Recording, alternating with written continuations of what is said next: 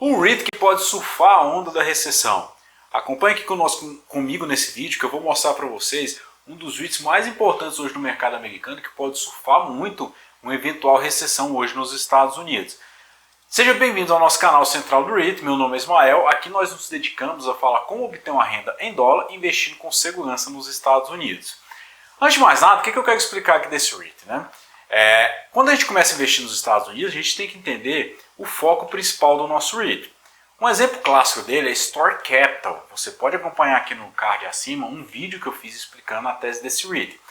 O mercado americano e nós gostamos de segurança, né? Se a gente tiver que alugar um imóvel para o inquilino, a gente sempre vai procurar aquele inquilino que tem mais condição de pagamento e principalmente onde a gente faça um contrato ali bem amarrado, que a gente não vai ter aquela inadimplência.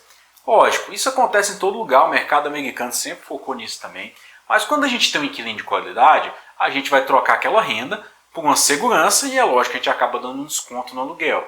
Isso acontece com os REITs também. Vários REITs como Realty Income, Agree, NetStreet, National Retail, o foco deles sempre foram grandes inquilinos, que têm grande capacidade de pagamento, e a gente sabe que a inadimplência só vai acontecer se um inquilino desse vier a falir. Surgiu então ali por volta de 2014 um REIT com foco um tanto diferente, focado em inquilinos sem grau de investimento, que seriam inquilinos ali de médio para baixo, né, que não são grandes empresas. Com isso, o REIT acaba trocando aquela segurança que ele tinha do grande inquilino pela rentabilidade, o retorno. Store Capital surfou muito essa onda, né? E aí é lógico, o mercado sempre gostou disso. Fato é que o Warren Buffett tem 10% de Store Capital. Mas o REIT que eu quero falar hoje para vocês, ele chama Essential Properties, o código de negociação dele é ESRT. O Essential Properties, na verdade, ele surgiu de pessoas, né, gestores que saíram de dentro do Store Capital e decidiram fundar esse REIT. Ele tem o mesmo foco, é aquele REIT de varejo net lease, focado em pequenas e médias empresas, né, que são empresas ali que têm grande dificuldade de capitalizar ou quando vai no mercado tomar dinheiro emprestado, a taxa de juros é muito alta. O que essas empresas fazem? Elas optam por vender os seus imóveis em um modelo de contrato chamado Sale and Leaseback, onde ela vende o imóvel para o REIT e continua ali alugando aquele imóvel. E aí é lógico, pelo fato de serem inquilinos de médio para baixo ali, né, grau de investimento, eles acabam tendo ali uma capitalização, uma taxa de cap rate muito mais elevada do que determinados REITs como o Realty Income. E qual é a vantagem principal disso, né? Quando a gente fala de Essential Property, hoje ele é um REIT bem diversificado, né, com cerca de 1.600 propriedades, mais de 300 inquilinos dentro do seu portfólio, 46 estados. A gente vê que quase 85% de seus contratos são nessa modalidade que eu disse aqui, que é Sale and Leaseback, e você vai entender por que isso aqui é importante lá no final do vídeo, quando a gente correlacionar isso com a recessão. Então acompanhe aqui até o final.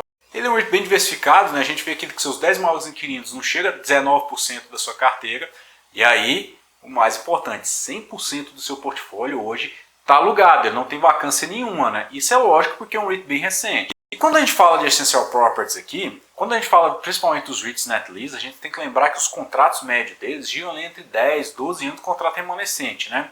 Essential Properties, por ser um REIT muito novo, a média contratual dele é de 14 anos. E qual a diferença principal de Store Capital, né? Ele foca muito em inquilinos de serviço, que são inquilinos muito blindados ali ao e-commerce. O que são os inquilinos de serviço? São academias de ginástica, cabeleireiro, manicure, loja de pet. Então a gente tem ali uma gama muito ampla de inquilinos em que esse REIT acaba se posicionando. Tanto é que quando a gente coloca aqui a lista de inquilinos dele, eu acho que não acredito que você não deva conhecer nenhum, né? Não são empresas muito famosas aqui para nós brasileiros. São empresas ali de equipamento de pesca, empresas de oficina. São empresas onde você precisa ir lá. Não tem como você fazer manutenção do seu carro via e-commerce. Não tem como você ir na academia de ginástica, né, em casa, né?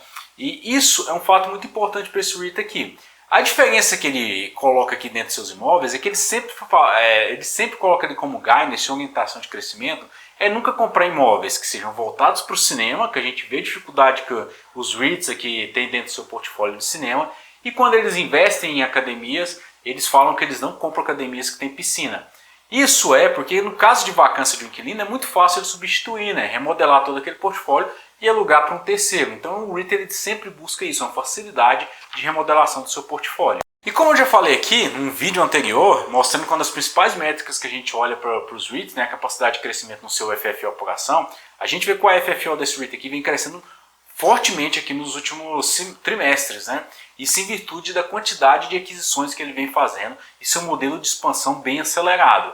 Quando a gente olha para o seu modelo de inquilino, a gente vê que grande parte dos seus inquilinos ali, apesar de não ter grau de investimento, né, não serem grandes inquilinos, eles acabam tendo ali uma nota de crédito ali bem considerável. Eles acabam tendo uma nota de crédito ali entre BBB e o BB, né, que seriam inquilinos ali que seriam com nota de crédito um pouco mais especulativa, um risco maior para o investidor. E quando a gente fala de risco aqui, né, a gente está comparando aqui risco e segurança, esses inquilinos eles sempre focam ali no seu modelo de contrato, né? Os inquilinos ele tem contrato, apesar de serem contratos master lease, contrato quando ele fecha todos os imóveis com o inquilino só, ele não faz contrato de imóvel por imóvel. A gente observa ali que o vencimento dos seus contratos são bem longos, né, em torno de 14 anos. E quando a gente fala aqui, né, de valuation desse REIT, a gente comparando ele com os demais REITs do setor, a gente vê que ele é um dos REITs mais baratos, né? Hoje ele tem um FFO por ação em torno de 15 vezes, 16 vezes, dependendo do momento que você estiver assistindo esse vídeo.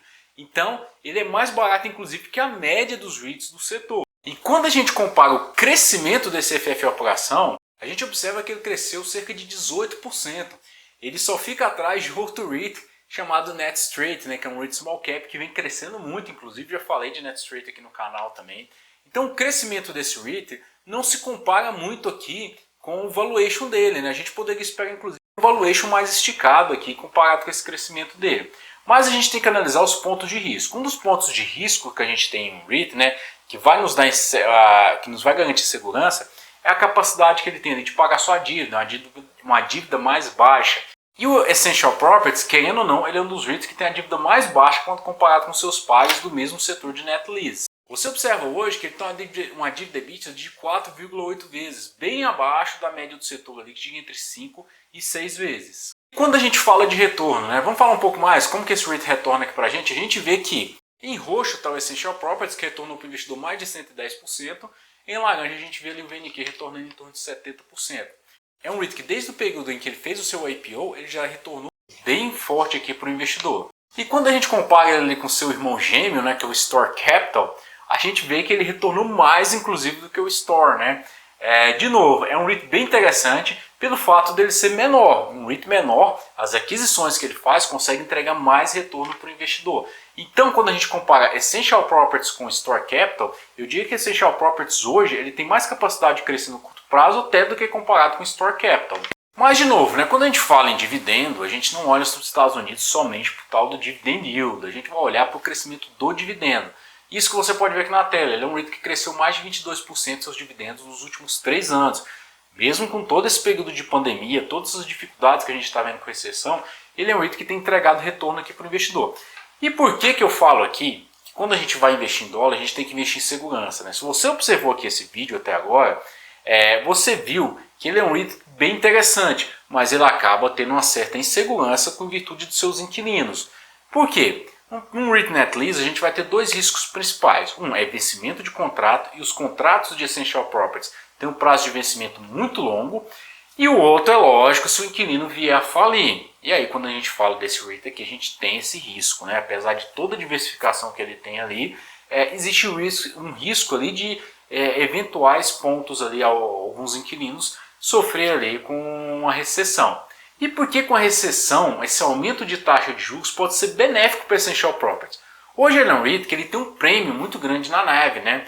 E quando um REIT tem um prêmio sobre o seu valor patrimonial, é bom para ele fazer emissão de ações, porque o seu custo de capital fica mais baixo ali, né? Do que ele no mercado contrair dívida. Ele faz essa emissão de ações, aproveita para crescer e aí ele compra que imóvel? De empresas que não conseguem ir no mercado, ou se vai no mercado captar empréstimo, a taxa de juros é muito alta. Elas acabam optando por liberar o seu balanço ali, esse mobilizado que elas têm através do imóvel. Então eu diria que hoje o mercado americano é uma porta aberta para esse tipo de REIT, como Essential Properties e Store Capital, porque eles vão conseguir crescer muito se a gente tiver um ambiente de taxa de juros elevado durante muito tempo, já que esses pequenos e médios empresas elas vão acabar uma hora ou outra optando por vender os seus imóveis. E lá estarão esses REITs aqui com todo o seu caixa e todo o seu potencial de retorno para o investidor. Espero que vocês tenham gostado desse vídeo, não é recomendação de compra, tá? Até porque a gente tem que entender, o que eu gosto de mostrar para vocês é que a gente tem um ponto de retorno desse REIT que tem um potencial muito grande, mas é lógico que nós temos também a questão da segurança do nosso portfólio, é preciso saber balancear ele. Se você gostou desse vídeo aqui, temos também o nosso perfil no Telegram, onde divulgamos ali diariamente fatos relevantes dos REITs, o nosso canal no Instagram e o nosso e-book que você pode baixar aqui embaixo na descrição do vídeo, mostrando o passo a passo de como começar a investir nos Estados Unidos. Espero que vocês tenham gostado desse vídeo, um abraço e até a próxima.